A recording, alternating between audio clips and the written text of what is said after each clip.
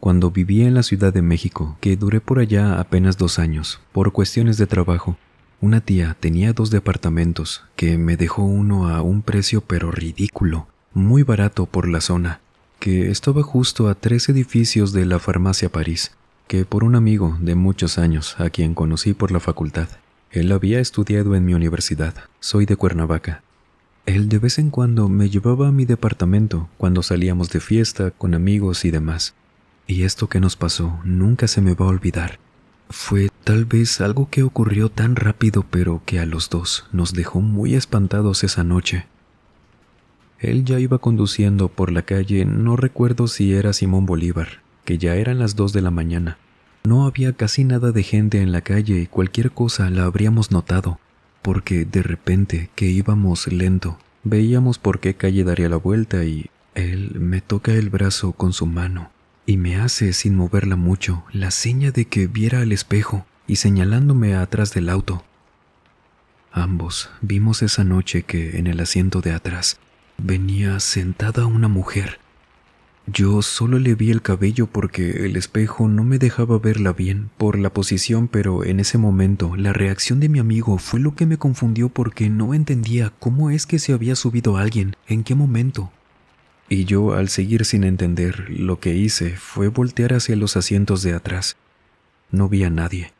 Volví a voltear al retrovisor y ya no se veía nada.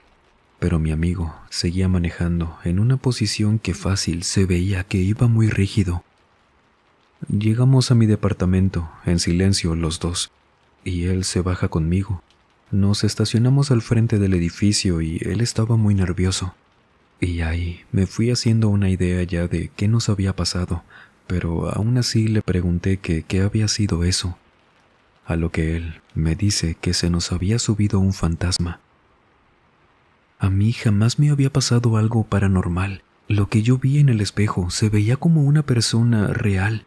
Por eso fue tan extraño para mí el que alguien fuera en los asientos de atrás de repente y que al girar ya no estuviera nadie. Entonces, esa noche, justo en el centro de la Ciudad de México, tuve mi primera experiencia paranormal. Bienvenidas damas, bienvenidos caballeros al mausoleo de los horrores. En esta ocasión comenzamos con un relato este video, para ir calentando motores en lo que seguimos escuchando los demás. Cuénteme, ¿le gusta que comencemos así? Siempre los estoy leyendo, para seguirles entregando siempre el contenido de la forma que más les guste. Y en lo que los leo, voy a aprovechar que ya estamos por aquí, y permítame acompañarlos durante cualquier actividad que estén realizando, o pónganse cómodos. Vamos a desconectarnos un ratito del estrés y de la prisa del mundo exterior. Y mejor, preparen y acompáñenos con la bebida de su preferencia y vámonos a la Ciudad de México, específicamente al centro de la ciudad, donde tanto el anterior relato, todos los de esta entrega, como el que sigue de Jesús Suárez, toman lugar aquí esta noche. Mis abuelos vivían justo en el centro de la Ciudad de México, en la calle República de Colombia, en un edificio de departamentos de 5 pisos sin contar la terraza. Y cuando éramos pequeños, a finales de los 90, solíamos visitarlos mucho. Pasábamos por allá un fin de semana, de vez en cuando mis primos y yo.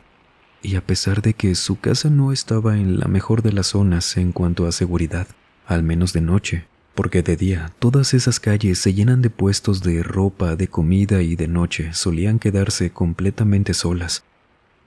Y aún así, mis primos y yo, cuando salíamos a jugar a el patio de ese edificio, que para nuestra seguridad tenía rejas, no podíamos salir, o si alguien quería entrar, veíamos a la persona. Pues nosotros, al ser desobedientes y andar entre los 11, 12 y 13 años, que cuando nos quedábamos a dormir con mis abuelos, ellos se dormían temprano y nosotros jugábamos al fútbol ya de noche, pero cuando oíamos que el edificio se comenzaba a quedar cada vez más en silencio, ya solo nos quedábamos afuera a platicar o pateando el balón un poco más tranquilos. Y cuando les dije que éramos desobedientes, esto no era tan regular en nosotros, pero esa noche sí nos excedimos. Éramos contándome 3 primos en total, y uno de nosotros entró supuestamente por agua, pero salió con las llaves de la reja de afuera. Nosotros, en lugar de decirle que qué le pasaba, que por qué hacía eso, nos emocionamos y nos salimos. Yo creo que serían ya las 10 o 10:30 de la noche, que no era tan tarde, pero para aquellos años en el centro no había tanta gente. Ha cambiado mucho desde entonces. Y yo creo que también era el tema de que hacía frío cuando salimos. No había casi nada de gente en la calle. Veías a alguna otra persona de vez en cuando, algún negocio que ya estaba cerrando y corriendo así sin rumbo los tres, porque conocíamos aún así muy bien por allá. Llegamos al Zócalo. Era toda una travesura para nosotros, pero no les niego que también era muy impresionante el ver el Zócalo de noche, solo, callado. Y corrimos a la plaza, que de verdad la recuerdo y no había absolutamente nadie a esa hora. Y cuando íbamos corriendo por la orilla, que en ese momento no recuerdo exactamente qué habían puesto por allá, unos tipos de locales con toldos por las fechas decembrinas seguramente, pero estos también estaban solos, cerrados. De ahí, aunque muchos no nos vayan a creer, que ahora, siendo adulto, sé muy bien que aquello que de repente nos salió por allá fue real. Aunque no sé en concreto qué pudo haber sido eso, porque fue como si nos hubiera detenido por andar corriendo, o a lo mejor, y eso andaba por ahí escondido, no lo sé. Pero como los tres íbamos corriendo juntos, detrás de uno de estos toldos y lonas, salió un hombre muy alto. La forma en que caminaba, podría decirles que era como si tuviera zancos, pero tampoco era tan alto. Solo que sí, fácilmente este hombre mediría unos 2 metros o un poco más, pero por la oscuridad o no sé si esa persona, ser o lo que fuera, parecía más como una sombra. Sin embargo, lo que sí le pudimos ver fue muy apenas que sí tenía una cara. Muy apenas se le veía uno que otro rasgo y él era completamente calvo. Se movía como con dificultad. Les digo, parecía que iba montado sobre unos zancos porque parecía que no podía pisar muy bien. Pero no, para nada los traía porque no medía tanto para esto. Pero se los comento para que se den una idea de cómo era esta persona, cómo se movía. Y de rasgos, solo le pudimos ver los ojos, que se veía como si tuviera una expresión de enojado. Lo vimos saliendo detrás de eso y no nos quedamos parados. Apenas lo vimos, regresamos corriendo por donde veníamos y yo no volteé hacia atrás. Y mi primo el menor, que venía detrás de nosotros pero no lejos, íbamos todos juntos. Él nos gritaba que eso venía siguiéndonos, aunque no escuchábamos nada más que nuestros pasos. Y cuando llegamos a una parte donde estaba mejor iluminado, mi primo mayor dijo que ya no lo veía. Pero no nos quedamos ahí, seguimos corriendo hasta la casa de mis abuelos. Llegamos más rápido de lo que creímos porque corrimos como nunca. Abrimos la reja, entramos y mis abuelos ya nos estaban esperando en el patio. El regaño que nos dieron ese día es algo que guardo aún así con mucho cariño, sinceramente.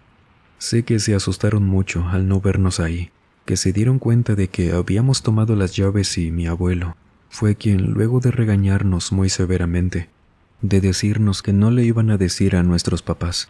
Nosotros ya a ese punto le habíamos dicho que llegamos hasta el Zócalo, que vimos aquello, y él nos dijo que aparte de que no saliéramos nunca de noche por allá en el centro, menos siendo niños como en aquel entonces, no debíamos ir al Zócalo. Cuando estuviera así de solo, no, porque a palabras de él, ahí han pasado tantas cosas que de todo algo se queda y se pueden llegar a ver cosas malas. Él nos dijo que nunca había escuchado algo parecido a lo que vimos esa noche, pero que sí nos creía. Y miren que mi abuelo solía decirnos que si nos pasaba algo malo por aquella edad, era por andar haciendo travesuras, que si hacíamos maldades nos pasaban cosas malas como que nos cayéramos, nos raspábamos, que se nos perdiera alguna cosa que nos gustaba mucho e incluso una vez nos llegó a contar que por su casa, cuando mis tíos eran pequeños, a mi tío lo espantó una bruja y que fue porque se portaba muy mal.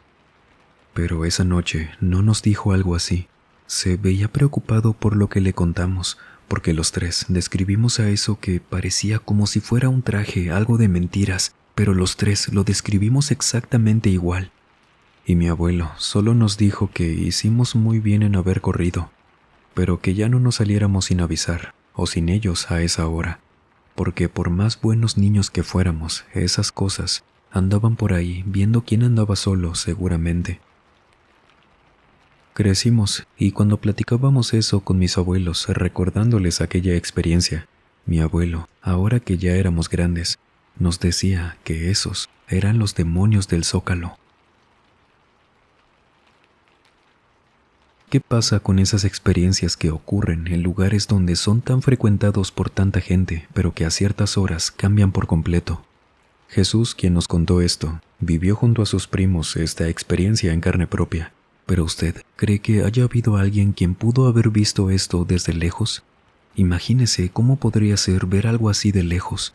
O peor, que de verdad no hubiera nadie en ese momento. ¿Le han contado algo parecido de El Zócalo? Los leemos en lo que Melanie García nos cuenta esto. El centro de la Ciudad de México para mí fue una rutina por varios años, porque trabajé en una tienda de ropa que quedaba a 4 calles del Zócalo, y por ello tenía que caminar por ahí, a todas horas.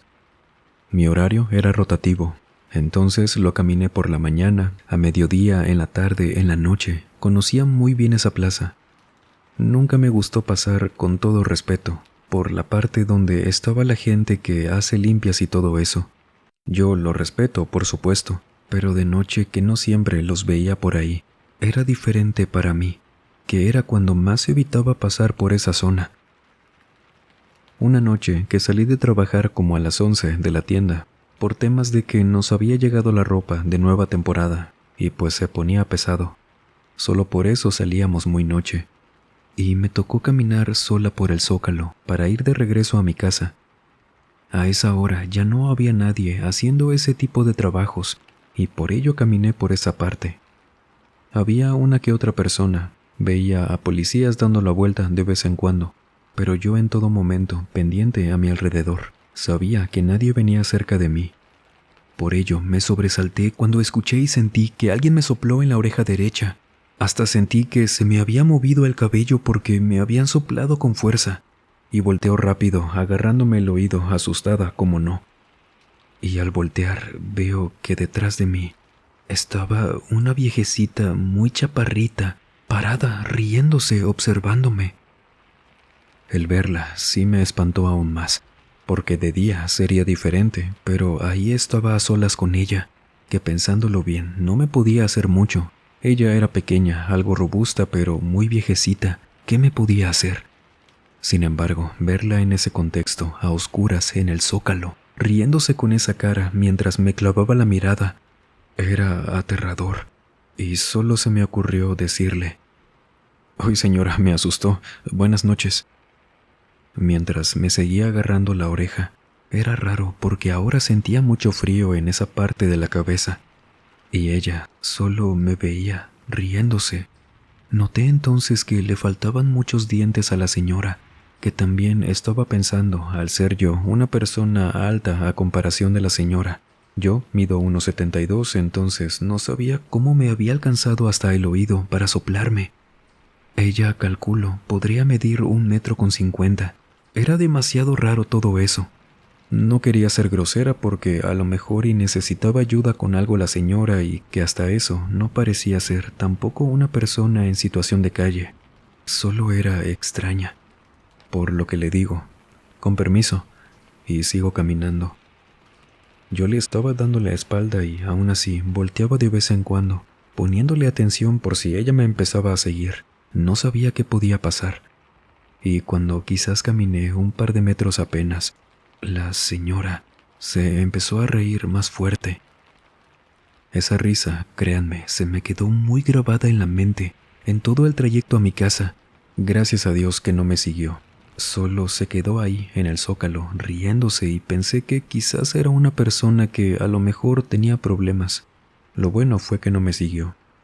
Sin embargo, esa noche, aparte de pensar en eso, que cómo había llegado hasta mi oído, esa mujer tan bajita que si consideraba la idea de que a lo mejor y había brincado, pero si ustedes la hubieran visto, podrían asegurar, al igual que yo también, que una mujer así, tan avanzada de edad, el que saltara hasta mi oreja quizás no era tan probable.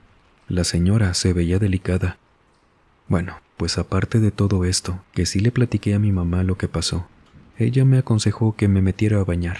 Eso hice, me bañé, Me acosté y al apenas dejarme caer sobre mi cama, empecé a sentirme como de esas veces que sientes que te va a dar calentura, que vas a regresar el estómago. Empecé a escurrir mucho moco.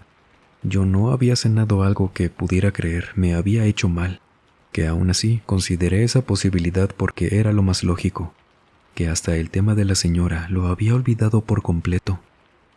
Y de tan débil que me sentía esa noche, sí pensé en pararme de la cama por si tenía que regresar el estómago, pero me dormí.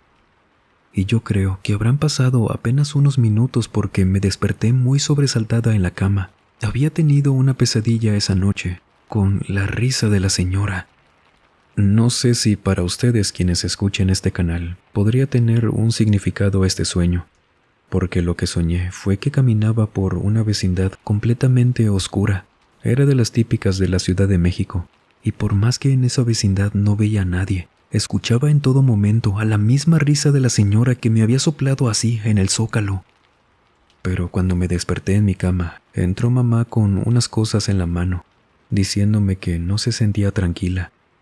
Yo no le dije antes de dormirme que me sentía mal. No le comenté nada como para que ella supiera que estaba teniendo una mala noche. Y ella, diciéndome que qué bueno que estaba despierta, porque me quería hacer una limpia por lo de la señora, porque decía mamá que no quería que me pasara algo, que a lo mejor algo me echó esa señora. Y ya le comenté que me sentía mal, lo que había soñado y todo eso. Mamá me dijo que con razón ella no estaba tranquila, que no podía dormir. Y saben, mamá nunca fue bruja, jamás se dedicó a las limpias, no era santera, nada de esto. Mi abuelita de vez en cuando nos barría con un huevo, algunas ramas de no sé qué. Yo nunca pregunté qué era cuando era niña. Pero mamá, esa noche insistía en que tenía que hacerlo, y yo le dije que sí. Mamá ahumó varias cosas en la habitación, me hizo unos rezos y cosas así, porque ella estaba segura que lo que me pasó con la señora había sido algo malintencionado. Pude dormir mejor después de un rato. Desperté como si nada. Yo seguí trabajando por el zócalo y por más que caminaba de vez en cuando, a cualquier hora, buscando con la mirada a esa señora, jamás la volví a ver. Y de noche ya evitaba por completo esa parte, porque para mí, aquella había sido una bruja, que no me explico todavía cómo me alcanzó a hacer eso en el oído, qué quería, o ya no sé tampoco si esa persona pudo ser otra cosa. Cuando conocí la Ciudad de México, esa parte del Zócalo, noté que había mucha gente que acudía para estos trabajos precisamente, de limpias y demás. Pero por otro lado, platicando con personas y después también ustedes me llegaron a comentar que también prefieren evitar esa zona. Por ello me gustaría conocer lo que piensa, con respeto sobre todo, qué ha escuchado, qué le han contado de esa zona del Zócalo. Los leo con gusto, en lo que nos vamos con Yair Ruedas, quien esta noche nos cuenta esto. Quiero platicarles un relato de parte de papá. Él se llama Josué. Él escucha este canal seguido y me pidió que le redactara su historia para hacérselas llegar, por lo que voy a contárselos como él me lo cuenta a mí. Cuando trabajé haciendo mantenimientos a varios edificios de la Ciudad de México, solía trabajar principalmente en el centro, porque ahí tenía muchos clientes, y yo atendía varios aspectos de los edificios. Revisábamos, por ejemplo, cuestiones de cableados, los cimientos, ventilación más que nada.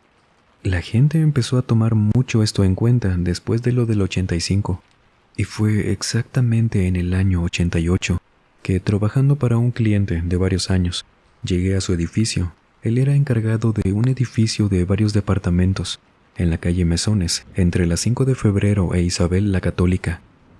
Y fue que me pidió un trabajo de revisiones de todos estos temas porque quiso aprovechar que una inquilina se había retirado. Esa persona solía rentar ahí, pero se iba a mudar. Por lo que llego, me encuentro con el encargado, que también era el dueño, que para ese entonces ya era más un amigo que un cliente. Y entrando a ese departamento, que quedaba en la planta baja, era el último departamento que quedaba justo al lado de las escaleras que dan al sótano. Entramos, establecí mi ruta para trabajar todas estas cuestiones y antes de comenzar con todo, este amigo me empezó a contar. aquí vivía una muchacha, le quedan 3 semanas todavía de renta. Y ya me había comentado que no iba a renovar el contrato. Vivía sola, pero cuando le pregunté que por qué se iba, porque se fue casi con un mes todavía de alquiler, yo creyendo que a lo mejor le urgía irse, ella me contó, Josué, que tenía ya casi 2 meses que de repente sentía que aquí, en el departamento, alguien la estaba observando. Que de primeras sentía nada más esto, pero que nunca veía a nadie más. Si te das cuenta, la ventana se puede cerrar y ya no tienes este problema. Encima esta ventana da para el patio del edificio. No pasa gente que no viva aquí. Y que así fue, que le fue pasando eso de sentirse observada hasta que una mañana, que ella iba a salir para trabajar, cuando estaba saliendo del departamento, vio que aquí en la cocina andaba un hombre caminando. Ella creyó que alguien se había metido a su departamento y le llamó al guardia, pero que él entró y que no vieron a nadie. Tú ya conoces este edificio. Nadie se puede meter aquí si no es por la puerta principal. Esto el guardia no me lo contó, hasta que la muchacha me platicó esto y fue que le pregunté a el señor Leo, quien sí me confirmó que hubo 2 ocasiones donde esta muchacha le pidió que ingresara para confirmar que no había nadie en su casa.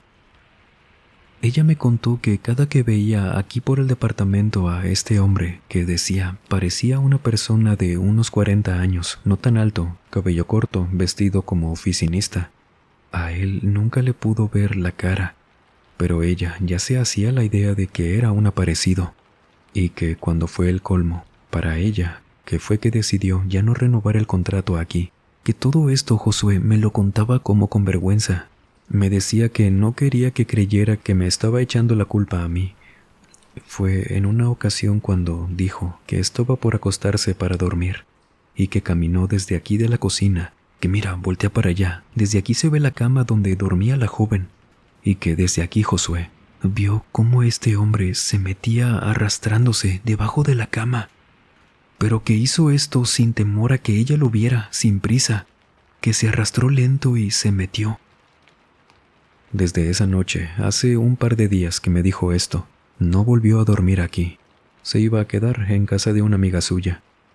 Yo no tenía idea de que esto pasaba en el departamento. Nunca me habían platicado de algo así los 2 inquilinos que estuvieron antes de ella. Y pues se fue, ya se llevó todo lo suyo.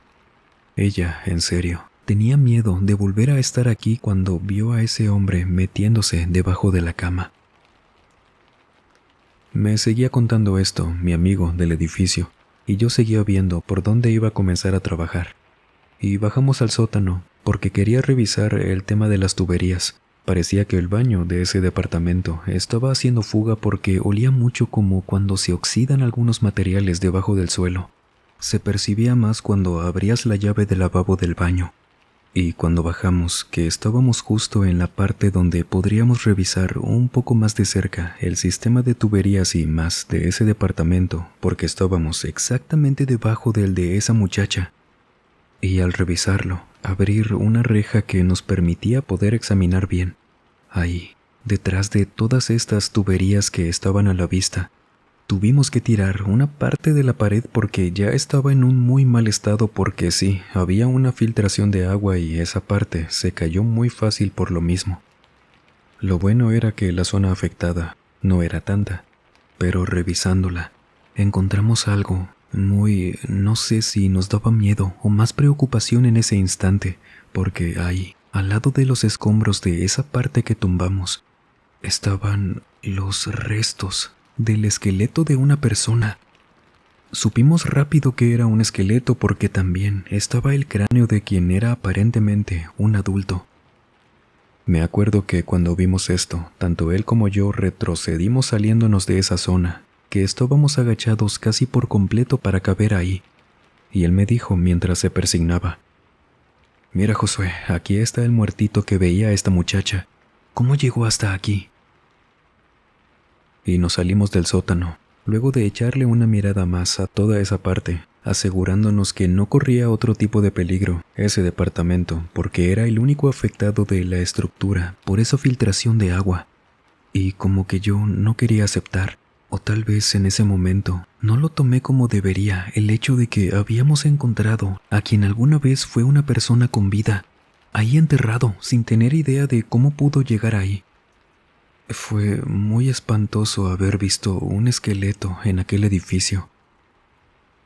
Salimos. Mi amigo no sabía qué hacer. Decía que lo correcto sería llamar a la policía, pero tampoco quería que se hiciera todo un problema, por más que él supiera que nadie ahí había hecho nada malo, que quizás cuando construyeron ese edificio, esa persona ya estaba ahí. Teorizamos muchas cosas porque no podíamos saber bien qué había pasado. A la vez no quería tampoco que lo responsabilizaran de algo que no había hecho, pero pues él era el dueño. Y pospusimos ese trabajo de mantenimiento. Yo no lo contacté por unas semanas, y cuando me llamó, solo me dijo que ya habían ido por él, por esa persona, que sí llamó a las autoridades, pero que nunca le preguntaron nada más que no fueran datos muy por encima. No lo investigaron como él creía, y en parte esperaba. Entonces a mi amigo se le hizo muy raro eso, pero ¿qué más hacía? Comenzaron a rentar ese departamento semanas después, y nunca volvió a tener algún otro tipo de reporte de los inquilinos que vivían ahí, por lo que supone el que lo encontráramos aquel día fue lo que lo ayudó a descansar en paz. Pero a la vez era raro que me dijera que nunca antes de esa chica y de los últimos meses que rentó ahí le pasó esto a alguien más. No sabe qué fue lo que pudo haber despertado a aquel hombre que tal vez falleció en ese edificio, y lo encontramos ese día en el sótano, entre las paredes, y todo esto en un edificio del centro de la Ciudad de México. Imagínese cuántas cosas se cuentan en cada uno de los edificios que visitamos día con día en el centro, y que se quedan sin que alguien más las mencione, o algunas de las que nunca se llegan a saber. Y ya que estamos con el tema de los edificios del centro, vámonos con una persona que prefiere que no comentemos su nombre, quien esta noche nos cuenta lo siguiente. Yo aún trabajo en la Torre Latinoamericana. No voy a decir exactamente en cuál de los museos aquí porque pues no le conviene a la gente de aquí que se sepan este tipo de cosas, que ya para muchos de nosotros no es ningún secreto. Pero pues no les parece que contemos esto. Yo, la verdad, no sabía nada de esto cuando comencé a trabajar aquí, que ya tengo mis años, pero supe de esto a la mala, cuando tuve que ir a uno de los baños que quedan un poco cerca del Auditorio Lumière, el baño que es para el público. Esto porque estaba limpiando en ese momento nuestros baños y me había tomado 2 tazas de café y pues hicieron lo suyo. Aparte andaba por esos pisos y no podía esperar mucho. Y cuando entro hago lo mío, que no tardó mucho, pero sí me quedé un rato en el teléfono, sentada en la taza, aprovechando que podía distraerme un poquito del trabajo, que no era un día con muchas personas, y aparte era en la mañana. Y yo estaba segura que al entrar, todas las puertas del baño de cada cubículo estaban abiertas. No había nadie en ese momento y tampoco escuché a nadie entrar. Cuando escucho que a 2 cubículos de mí, una chica empieza a llorar. No era tan fuerte, pero oía muy bien cómo estaba sollozando. Quienes hayan ido a esos baños y les haya tocado con muy poca gente saben que sí se queda por completo en silencio. Aparte, era casi en los últimos pisos, entonces podía escucharla fácilmente. Yo no estaba haciendo ruido y no me quería salir porque a lo mejor esa chica necesitaba llorar. No quería incomodarla, haciéndole saber con el ruido de la puerta que yo la estaba escuchando. Pero esos sollozos duraron como unos 3 minutos o casi 5 que yo estaba pasando ese tiempo en el teléfono, que me acuerdo hasta le escribí a mi amigo por mensaje, un amigo del museo, diciéndole que no podía salir, por este tema de no querer incomodar a quien estaba llorando ahí. Y en todo ese tiempo ella no salió del baño ni entró absolutamente nadie. Yo sentí que ya me había tardado mucho, por lo que salgo del baño, intentando no hacer ni un solo sonido. Llego al lavabo, me tenía que lavar las manos, y a pesar del ruido que hice con el agua, yo volteé por lo mismo, para ver los baños, pero todos, sin falta, tenían abierta la puerta. Y el llanto de esa mujer seguía sonando. alguien a quien yo no podía ver estaba sollozando en el último de los baños con la puerta abierta. Y les juro por mi mamá, por mi hija, que cuando yo estaba parada ahí escuchando eso, el sonido de esos sollozos pasó enfrente de mí. No tan de cerca, sino como si esa persona que estuviera sollozando y que yo jamás pude ver saliera desde el último cubículo y luego de los baños, en todo momento sollozando enfrente de mí. Me quedé paralizada por eso, y cuando reaccioné me fui corriendo de vuelta al museo.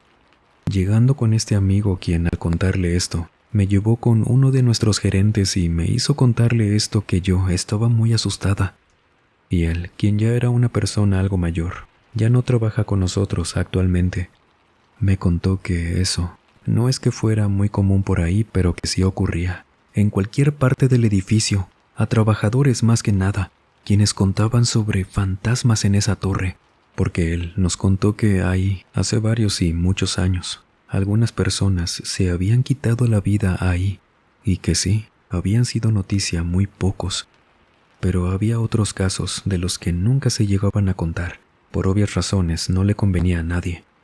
Encima de que a él le habían tocado ya con sus años ahí, que se llegaron a impedir varios actos relacionados a esto, y que para él esto también cargaba mucho la torre con las cosas que se llegaban a aparecer ahí, por la pura intención, ya quedaba marcado ese lugar, y que posiblemente a quien escuché esa mañana fue una de las personas que acabó con su existencia ahí, en la torre latinoamericana. ¿En el centro de su ciudad se cuentan cosas como estas? De ser así, por favor, escríbanos para hacer así una recopilación de relatos del centro de cada ciudad donde nos envíen sus historias, para ir haciéndonos una idea de qué tantas cosas ocurren en esos lugares donde quizás no le ponemos la atención debida por tanto movimiento que provoca el centro de cada ciudad, que en este caso fue el centro de la Ciudad de México. No olvide compartirnos sus historias en el correo y en las redes sociales que, como siempre, se las dejo en el primer comentario y en la descripción de cada video. Subimos contenido con frecuencia en cada una de las plataformas y sería un placer que nos acompañe también por allá. De antemano, muchísimas gracias. Y sin más por agregar, les mando un muy fuerte abrazo. Nos vemos en el próximo video. Y el último en salir, por favor, apague las luces y cierre las puertas del mausoleo. Buenas noches.